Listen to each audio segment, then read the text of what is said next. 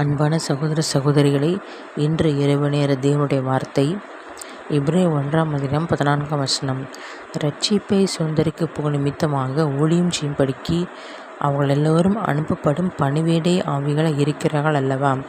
இந்த வசனத்தை கேட்டுக்கொள்கிற தேவ ஜனங்களை, கர்த்தர் நமக்காக பணிவிடை தூதரை நியமித்திருக்கிறார்.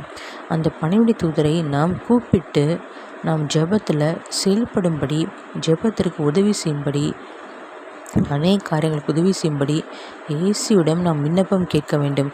பணிவிடை தூதரை அனுப்பும்படி விண்ணப்பம் கேட்க வேண்டும்.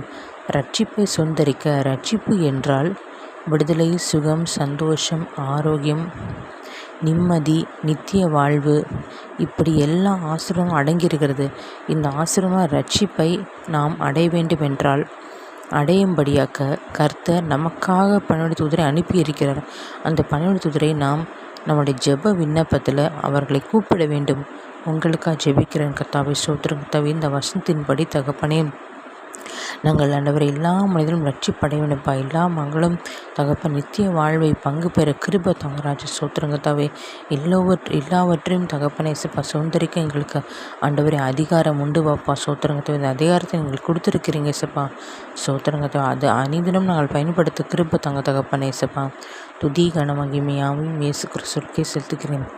மீட்பன் ரட்சகமாக்கிற இயேசு கிறிஸ்து இன்ப நாமத்தில் ஜெபிக்கிறேன் என் ஜீவன் நல்ல தகப்பனே. ஆமீன்.